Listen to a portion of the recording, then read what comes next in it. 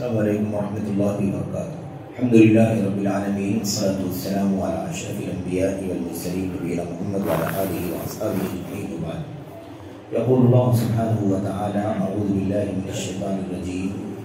انما المؤمنون اخوة فاصلحوا بین اخویکم واتقوا اللہ لعلکم ترحمون۔ اس آیت کریمہ میں اللہ سبحانہ وتعالی نے اس سے پہلے والی آیت کریمہ کے مضمون سے متعلق اسی سیاق میں ایک قاعدے کے طور پر اہل ایمان کو یہ تعلیم دی ہے کہ مومنین مسلمانان کسی بھی سماج میں، کسی بھی سوسائٹی میں، کسی بھی علاقے میں، بستی میں، حتیٰ کہ پوری دنیا میں کہیں بھی ہوں، وہ آپس میں ایمان کی بنیاد پر بھائی ہیں۔ ایمان نے انہیں ایک دوسرے کا بھائی بنا دیا۔ کسی بھی طرح کی دوریاں، کسی بھی انداز کے فاصلے اس اخوت میں، اس بھائی چارگی میں آڑے نہیں آ سکتی۔ کوئی بھی فاصلہ آڑے نہیں آ سکتا، رنگ و نسل کا، قوم کا، وطنیت کا، یا اس طریقے سے کوئی اور بھی چیز اس سلسلے میں آڑے نہیں آ سکتی۔ انما المؤمنون اخوہ، یقیناً ایمان والے بھائی بھائی ہیں۔ فاصلحوا بین اخویکم، اس لیے تم اپنے دو بھائیوں کے درمیان اصلاح کرا دیا کرو، دو بھائیوں کے درمیان اصلاح کرا دو۔ واتقوا اللہ، اللہ تبارک و تعالیٰ سے ڈرو، لعلکم ترحمون، تاکہ تم پر رحم کیا جائے۔ اللہ سے ڈرو، اللہ کا تقویٰ اختیار کرو تاکہ تم پر رحم کیا جائے۔ اللہ کی رحمت تمہیں ملے گی اس شرط کے ساتھ کہ تم اللہ تبارک و تعالیٰ کا تقویٰ اختیار کرو، اس کی فرائض کی پابندی کرو، اس کے احکام کو بجا لاؤ، اس کی ممنوعات سے اور ایسے ہی اس کی منہیات سے اجتناب کرو، بچو۔ تو یہ آیت کریمہ آپ دیکھیں، اس سے پہلے والی آیت کریمہ میں تفصیل سے اللہ تبارک و تعالیٰ نے وہ باتیں بیان فرمائی کہ اگر اختلاف ہو جائے تو تمہیں کیسے اصلاح کرنا ہے، جھگڑا کیسے ختم کرنا ہے، اور اس کے بعد دونوں فریقوں میں سے کوئی ایک دوسرے پر ظلم کرے تو اسے کیسے اس ظلم سے باز رکھنا ہے، اور اگر باز نہ آئے تو اسے یعنی معارضہ کرنا ہے۔ قاتلو، اللہ نے فرمایا، اسے لڑو تاکہ وہ باز آ جائے۔ جب وہ باز آ جائے تو تمہیں چاہیے کہ تم دونوں فریق کے درمیان بہت ہی عدل کے ساتھ، انصاف کے ساتھ فیصلہ کر دو، حق اور ناحق کا، تاکہ دونوں فریق اپنی اپنی حیثیت کے مطابق حق والا حق تسلیم کر لے، ناحق جو ہے وہ بھی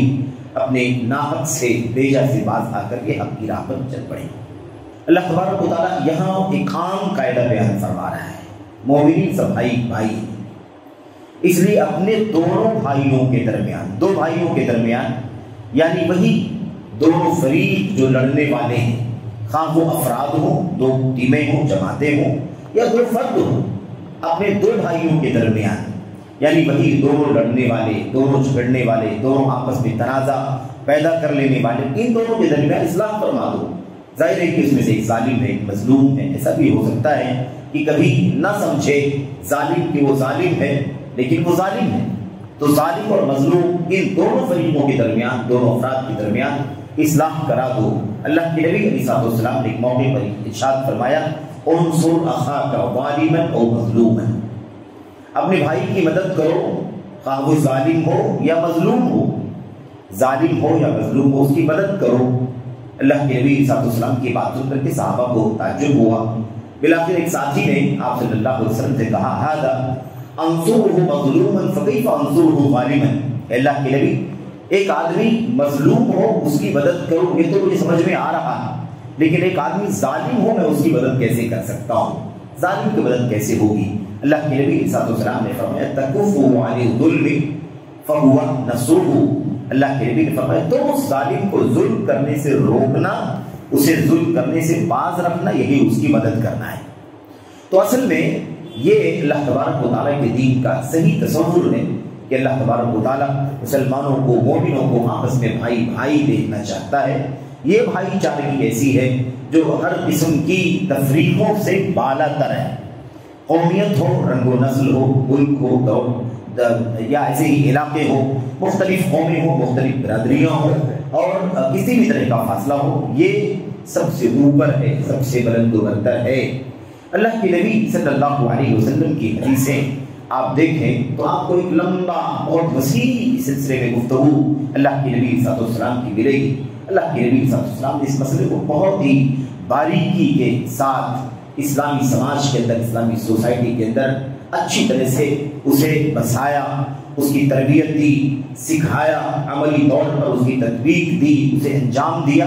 اور یہ عملی طور پر پیش کر کے دکھایا نبی کریم صلی اللہ علیہ وسلم نے کہ اسلامی بھائی چارے کا کیا مطلب ہوتا ہے۔ مومن ایک دوسرے کے بھائی ہوتے ہیں، کیسے بھائی ہوتے ہیں؟ مسلمان اسلام کی بنیاد پر ایک دوسرے کے بھائی ہوتے ہیں، کیسے بھائی ہوتے ہیں؟ اس بات کو اللہ کے نبی علیہ الصلوۃ والسلام نے اپنی مختلف حدیثوں میں اس بات کو بیان فرمایا ہے۔ وہ حدیثیں معروف بھی ہیں اور ایک لمبا سلسلہ ہے، ظاہر ہے کہ بہت ساری موضوع ایسا ہے جو بہت وسیع موضوع ہے۔ چند باتیں اللہ کے نبی صلی اللہ علیہ وسلم کی حدیث سے، آپ کی سنت کے ذخیرے سے ہمیں اور آپ کو جان لینا کافی۔ وہ روایتیں ہم پڑھتے رہتے ہیں جس میں اللہ کے نبی علیہ الصلوۃ والسلام نے فرمایا تھا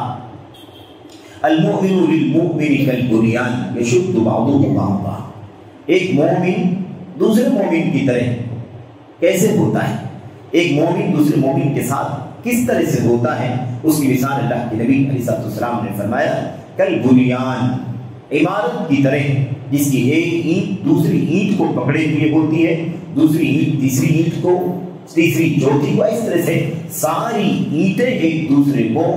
تماسک کے ساتھ، مضبوطی کے ساتھ پکڑے ہوئے ہوتی ہیں، اور اس طرح سے پوری دیوار کھڑی ہو جاتی ہے، پوری عمارت قائم ہو جاتی ہے۔ تو اللہ کے نبی صلی اللہ علیہ وسلم نے آپ دیکھیں کہ مومنوں کو آپس میں مثال دے کر کے سمجھایا کہ یہ ایک دیوار کی طرح، ایک عمارت کی طرح سے ہیں، جیسے اس کا ایک معمولی حصہ دوسرے حصے کو مضبوطی کے ساتھ تھامے ہوئے ہوتا ہے۔ تو کل دنیا کے شد بعضہ بعضا، اس کا ایک حصہ دوسرے حصے کو مضبوط کرتا ہے، ایک کو دوسرے سے مضبوطی ملتی ہے، اس کو اس سے مضبوطی، اس کو اس سے مضبوطی، تو سب کو سب سے مضبوطی ملنی چاہیے اسلامی سماج کے اندر۔ یہ اللہ تبارک و تعالیٰ اپنے ایمان والے بندوں کو اس طرح سے دیکھنا چاہتا ہے۔ ایسے ہی اللہ کے نبی صلی اللہ علیہ وسلم کی اس حدیث جس میں آپ نے فرمایا مثل المؤمنین فی توادہم وتراحمہم وتعاطفہم کمثل الجسد الواحد اذا اشتكى منه عضو تداعى له سائر الجسد بالحمى والسہر۔ اللہ کے نبی علیہ السلام نے فرمایا مومنوں کی مثال ان کی آپس میں، مومنوں کی آپس میں جو مثال ہے، آپس میں کس چیز میں، آپس میں ایک دوسرے کے ساتھ رحم کرنے، ایک دوسرے کے ساتھ شفقت کے ساتھ پیش آنے، ایک دوسرے سے محبت کرنے، ایک دوسرے کے ساتھ نرمی کا، ملائمت کا معاملہ کرنے میں مومنوں کی مثال کیسی ہے؟ کمثل الجسد الواحد، ایک جسم کی طرح۔ مومنین ہیں بہت سارے، وہ 1000 2000 لاکھ 2 لاکھ، بہت ساری تعداد، بڑی تعداد میں ہے، لیکن ان سب کی مثال ایک جسم کی طرح سے، ایک جسم کی طرح۔ کیسے؟ اللہ کے نبی نے فرمایا اذا اشتكى منه عضو تداعى له سائر الجسد بالحمى والسہر، اگر جسم کی کسی ایک پرزے کو تکلیف ہو جائے، جسم کے کسی حصے میں، ہاتھ پیر میں کہیں بھی، یا جسم کے کسی بھی گوشے میں تکلیف ہو جائے تو اس کی تکلیف پورا جسم محسوس کرتا ہے، پورے جسم کو بخار پکڑ لیتا ہے، یا مثال کے طور پر اس کی تکلیف اور شدت کی وجہ سے پوری رات انسان کو نیند نہیں آتی ہے۔ تو ایک معمولی سا کانٹا اگر جسم کے ایک کونے میں کہیں چبھا ہوا ہو تو اس کا درد اس طرح سے ہوتا ہے کہ انسان کو رات بھر نیند نہیں آتی، کئی رات انسان کو نیند نہیں آتی ہے، اس کے درد کی شدت کی وجہ سے انسان آسانی کے ساتھ سو بھی نہیں پاتا ہے، اور بلکہ بخار کی زد میں پورا جسم آ جاتا ہے۔ اس بات کو اللہ کے نبی صلی اللہ علیہ وسلم نے اور بھی زیادہ کھول کر کے بیان فرمایا۔ اللہ کے نبی علیہ السلام نے فرمایا، صلی اللہ علیہ وسلم نے، آپ نے فرمایا المؤمنون كرجل واحد، صحیح مسلم کی روایت میں آپ نے فرمایا کہ اہل ایمان جو ہیں، اہل ایمان کا رجل واحد، ایک آدمی کی طرح، اس سارے کے سارے لوگ ایک آدمی کی طرح ہیں۔ اور اس بات کو اللہ کے نبی نے آگے سمجھاتے ہوئے فرمایا اذا اشتكى عينه اشتكى الجسد كله واذا اشتكى رأسه اشتكى الجسد كله۔ اس کی مثال ایسے سمجھو کہ سارے مومن ایک انسان کی طرح سے، ایک شخص کی طرح سے ہیں، اس ایک شخص کے جسم کے اندر صرف اگر اس کی آنکھ میں کوئی تکلیف ہو جائے تو پھر پورا جسم درد سے کراہ رہا ہوتا ہے، بے چین ہوتا ہے، اس کے درد کو، اس کی شدت کو محسوس کرتا ہے۔ اگر اس کے سر میں درد ہو جائے تو اس کے سر کے درد کی وجہ سے پورا جسم بے چین ہو جاتا ہے۔ اس طرح سے اللہ کے نبی صلی اللہ علیہ وسلم نے اہل ایمان کو یہ مسئلہ سمجھایا ہے۔ اور بھی بہت ساری روایتیں اسی معنی کی قریب اللہ کے نبی صلی اللہ علیہ وسلم اس چیز کو کھول کر کے بیان فرمایا۔ صحیح مسلم کی روایت میں اللہ کے نبی صلی اللہ علیہ وسلم نے اس مسئلے کو ایک بہت تفصیلی حدیث کے اندر بھی بیان فرمایا۔ آپ نے فرمایا لا تدابروا ولا تناجشوا ولا تقاطعوا وكونوا عباد الله اخوانا۔ اے لوگوں، اے ساتھیوں، اے اسلام کے ماننے والوں، اے مسلمانوں، مومنوں، آپ علیہ السلام نے فرمایا آپس میں ایک دوسرے کے ساتھ تمہیں کیسے رہنا چاہیے، ایک دوسرے سے کے ساتھ مل جل کر کے رہو، ایک دوسرے سے قطع تعلق نہ کرو، ایک دوسرے کو پیٹھ نہ دکھاؤ، ایک دوسرے سے نفرت نہ کرو، بلکہ کونوا عباد اللہ اخوانا، بلکہ اے اللہ کے بندو آپس میں بھائی بھائی بن کر کے رہو، کیونکہ تم سب کے سب مومن ہو اور ایمان سب میں مشترک ہے، اس لیے ایمان کی بنیاد پر سب بھائی بھائی ہیں۔ جیسے ایک باپ کے خون میں سب مشترک ہوتے ہیں تو سب بھائی بھائی ہوتے ہیں، ایک ماں کی اولاد ہونے کی وجہ سے سب مشترک ہیں کہ سب کی ماں ایک ہے، اس اعتبار سے سب بھائی بھائی ہوتے ہیں۔ ایسے ہی سب میں ایمان مشترک ہے۔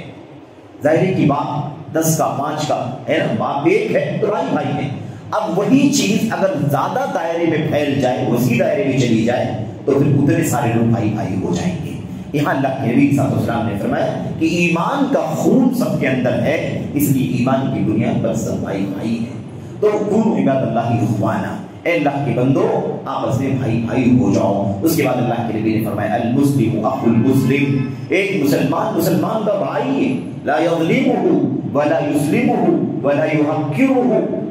اللہ کے نبی صلی اللہ علیہ وسلم نے فرمایا اس لیے ایک مسلمان دوسرے مسلمان کو بے سہارا نہ چھوڑے، ایک مسلمان دوسرے مسلمان کو بے سہارا نہ چھوڑے۔ کوئی مار رہا ہو، کوئی ستا رہا ہو، ظلم کر رہا ہو تو اسے اس کے حال پر نہ چھوڑ دے کہ وہ جانے، اس کا کام جانے، یہ اس کے حوالے کر دینا یہ اچھا نہیں ہے، اس کے سپرد کر دینا اچھا نہیں ہے، بلکہ یہ زیادتی ہوگی، یہ بھائی کے ساتھ ناانصافی ہوگی۔ ولا یظلمہ، اور نہ خود اس کے اوپر ظلم کرے، ولا یحقرہ، نہ اس کو حقیر سمجھے، نہ اس کو حقیر سمجھے۔ بحسب امرئ من الشر ان یحقر اخاه المسلم، اللہ کے نبی صلی اللہ علیہ وسلم نے فرمایا برائی کے لیے، کسی انسان کی برائی کے لیے، کسی انسان کے شر ہونے کے لیے اتنا ہی کافی ہے کہ وہ اپنے کسی مسلمان بھائی کو حقیر سمجھے۔ وہ بھائی ہے کیونکہ وہ بھی مومن ہے، وہ بھی مومن ہے، تو کس بنیاد پہ حقیر سمجھتا ہے؟ جس درجے کا وہ ہے ایمان کی بنیاد پر، اسی درجے ایمان پر وہ بھی ہے۔ ٹھیک ہے اس کے اندر فرق مراتب ہو سکتا ہے لیکن ایمان دونوں میں مشترک ہے۔ اس لیے اللہ کے نبی صلی اللہ علیہ وسلم نے فرمایا کہ تم ایک دوسرے کو، کوئی کسی کو حقیر نہ سمجھے۔ تو کہنے کا مطلب یہ ہے کہ اللہ کے نبی علیہ السلام کی کتنی ساری حدیث ہیں۔ اللہ کے نبی نے فرمایا ما من عبد مسلم يدعو لله يدعو لاخيه بظهر الغيب الا قال الملك آمین ولك بمثل۔ اللہ کے نبی صلی اللہ علیہ وسلم نے فرمایا جو بھی مسلمان بندہ اپنے مسلمان بھائی کے لیے غیب کے ساتھ پیٹھ پیچھے اس کی عدم موجودگی میں غیر حاضری میں دعا کرتا ہے، دعا خیر کرتا ہے، فرشتہ کہتا ہے آمین وَلَكَ بِمِثْلِ، اللہ قبول فرمائے تیری دعا کو اور تجھے بھی اسی طرح سے عطا فرمائے۔ آپ دیکھیے ایک مومن نے اپنے مومن بھائی کے لیے دعا کی، اللہ میرے بھائی کا بھلا کر دے، اللہ فلاں شخص کو شفا عطا فرما دے، اللہ تعالیٰ فلاں کی مشکل کو دور فرما دے، تو اس پر جب فرشتہ آمین کہتا ہے نا تو آمین کے ساتھ وَلَكَ بِمِثْلِ بھی کہتا ہے، اللہ تعالیٰ قبول فرمائے اور کہتا ہے تمہیں بھی اسی کے مثل اللہ تبارک و تعالیٰ عطا فرمائے، یعنی تمہیں بھی شفا یابی ملے، تمہیں بھی فقر و فاقے سے آزادی ملے، تمہیں بھی اللہ تبارک و تعالیٰ امن و امان اور عافیت کی توفیق عطا فرمائے۔ اس طرح سے تو مومنوں کا یہ معاملہ ہے کہ مومن آپس میں ایک دوسرے کے ساتھ بھائی بھائی ہیں، اور اخوت ایمان اس وقت تک قائم رہتا ہے جب تک انسان کھلا کفر کا کام نہ کرے۔ گناہ کبیرہ کی وجہ سے اخوت نہیں چلی جاتی، گناہ کبیرہ کی وجہ سے اسلامی بھائی چارہ ختم نہیں ہو جاتا۔ یہی اس بات کی دلیل ہے، اللہ تبارک و تعالیٰ کیا فرماتا ہے انما المؤمنون اخوہ فاصلحوا بین اخویکم، مومنین یقیناً مومنین بھائی بھائی ہیں، اس لیے اپنے دو بھائیوں کے درمیان اصلاح فرما دو۔ آپ دیکھتے ہیں کہ وہ دو بھائی کون ہیں؟ وہی جھگڑنے والے، وہی مار دھاڑ کرنے والے، وہی لڑنے بھڑنے والے، ان کو اللہ تعالیٰ فرماتا ہے وہ بھی بھائی بھائی ہیں، اس لیے اپنے دو بھائیوں کے درمیان اصلاح فرما دو۔ کر دو۔ اس کا مطلب یہی ہے صاف صاف کہ اخوت ایمان ختم نہیں ہوتا گناہ کبیرہ سے، گناہ کبیرہ سے ایمانی بھائی چارہ ختم نہیں ہوتا۔ البتہ وہ مومن بھائی گنہگار ہو جاتا ہے، وہ مومن بھائی فسق میں پڑ جاتا ہے، بدعملی میں پڑ جاتا ہے، لیکن اس کا ایمان، اس کا اصل ایمان باقی ہوتا ہے، وہ دائرہ اسلام سے نکل جائے ایسا نہیں ہوتا۔ اس لیے یہ خوارج کا اور معتزلہ کا جو عقیدہ ہے، اس عقیدے سے ہمیں بچنے کی ضرورت ہے۔ آج اس وقت دنیا کے اندر، اس وقت فی زمانہ جو سب سے بڑا مسئلہ ہے مختلف بڑے مسائل میں سے، وہ مسئلہ یہی ہے کہ لوگوں نے اپنی جہالت کی وجہ سے، اپنی نادانی کی وجہ سے، دین اور شریعت کے صحیح مطالعہ نہ ہونے کی وجہ سے، اپنے اسلاف اور کبار علماء سے وابستگی نہ رکھنے کی وجہ سے وہ اس جرم کے اندر مبتلا ہو گئے ہیں۔ لوگ، کسی نے سود کھایا مثال کے طور پر تو اس کو دائرہ اسلام سے باہر نکال دیا، کسی نے زنا کر لیا تو اس کو دائرہ اسلام سے باہر نکال دیا، اس طرح سے کسی نے کوئی بھی گناہ کبیرہ کیا، بلکہ اب تو صورتحال شدت کی ہوتی جا رہی خارجیت کی کہ لوگ کبیرہ بھی نہیں صغیرہ گناہوں کی بنیاد پر بھی کہتے ہیں یہ آدمی مسلمان کیسے ہو سکتا ہے، جبکہ وہ جو جرم اس نے کیا ہے وہ ایک چھوٹا گناہ ہے، چھوٹا گناہ، اس سے بڑے گناہ کی بنیاد پر بھی انسان دائرہ اسلام سے باہر نہیں جائے گا، بلا شبہ مجرم ہوگا، گنہگار ہوگا، فاسق ہوگا، اسے جلد سے جلد توبہ کرنی چاہیے، اس میں کوئی شک نہیں ہے، لیکن وہ دائرہ اسلام سے باہر ہو جائے ایسی کوئی بات نہیں۔ تو دیکھنے میں یہ آ رہا ہے آج جو بغاوتیں یا دنگے یا فساد یا مار دھاڑ یا قتل و غارت گری یا بلاسٹ یا اس کے علاوہ جتنے کام مختلف ملکوں میں دیکھنے میں کرنے میں آتے ہیں اور نام اسلام کا مسلمانوں کا وہاں جذبہ ہوتا ہے، تو آپ کو جاننے کی ضرورت ہے کہ وہ خارجیت کی راہ پر چلنے والے لوگ ہیں جو اسلام کے نام لے کر کے اس طرح کا رویہ اختیار کرتے ہیں۔ اسلام اس سے بری ہے اور یہ اسلام سے بری ہیں، ایسے لوگوں سے اسلام کا کوئی تعلق نہیں اور ایسے لوگوں کا اسلام سے کوئی تعلق نہیں۔ تو یہ بات اچھی طرح سمجھ لینی چاہیے کہ یہ خارجیت کی راہ ہے کہ اللہ صاف فرماتا ہے کہ مومن بھائی بھائی ہیں، اس لیے اپنے دو بھائیوں کے درمیان جو جھگڑنے والے لڑنے والے ہیں ان کے درمیان اصلاح کرا دو، ان کے درمیان فیصلہ کرا دو، دونوں میں صلح کرا دو، کیونکہ وہ بھائی ہیں، وہ بھائی ہیں، بھائیوں کی صلح کروا دو۔ وَاتَّقُوا اللَّهَ لَعَلَّكُمْ تُرْحَمُونَ، اللہ سے ڈرو تاکہ تم پر رحم کیا جائے۔ یہ آیت کریمہ کتنا عظیم الشان پیغام دے رہی ہے ہمیں کہ ہمیں اللہ کی رحمت ملنی ہے تو اس کے لیے تقویٰ بنیادی شرط ہے، تقویٰ شرط ہے اللہ کی رحمت کے لیے۔ اگر اس لیے ہم دنیا کے جتن کریں، دعاؤں کے لیے ہاتھ اٹھائیں اور مختلف منتیں کریں، سماجتیں کریں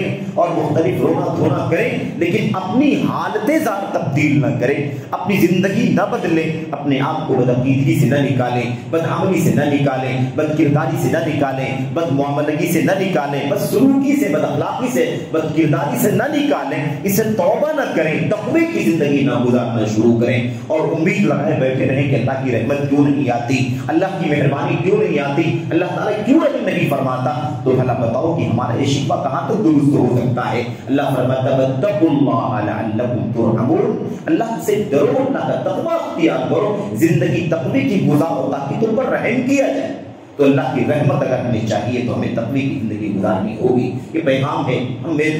مجھ شخص کے لیے، میرے لیے، آپ سب کے لیے، ساری انسانیت کے لیے، سارے لوگوں کے لیے، اللہ کے سارے بندوں کے لیے پیغام ہے کہ تقویٰ اللہ تعالیٰ کی رحمت کا بہترین ذریعہ ہے، سب سے بڑا ذریعہ ہے۔ اس لیے اللہ سے دعا کرتے ہیں کہ اللہ تبارک و تعالیٰ ہمیں اپنے سماج کے اندر، اور یہ سماج جب کہا جائے تو کوئی چھوٹا سماج نہیں بلکہ سماج جتنا بڑا ہو سکتا ہو، یہ پورا ملک سماج ہو سکتا ہے، پوری دنیا کے مسلمان اسلام اور ایمان کی بنیاد پر ایک سماج کہلائیں گے، مشرق سے مغرب میں، مغرب سے مشرق میں، شمال سے جنوب اور جنوب سے شمال میں، جہاں جہاں اسلام، اہل اسلام بستے ہیں وہ سب کے سب اسلام اور ایمان کی بنیاد پر بھائی بھائی ہیں۔ اس لیے ہمیں چاہیے کہ اسی ذہنیت کے ساتھ، اسی سوچ کے ساتھ ہمارے دل کے اندر کہیں کرب، کہیں مصیبت آئے تو ہمارے دل میں اس کا کرب محسوس ہو، کسی مشرق مغرب میں کوئی دکھ مسلمانوں کے ساتھ پیش آ جائے تو ہماری بھی طبیعت بے حال ہو جانی چاہیے، ہمارا بھی کلیجہ پھٹ جانا چاہیے۔ یہ اسلام کی تعلیم ہے۔ اللہ تبارک و تعالیٰ سے دعا کریں کہ ہمیں اخوت کی زندگی، بھائی چارگی کی زندگی،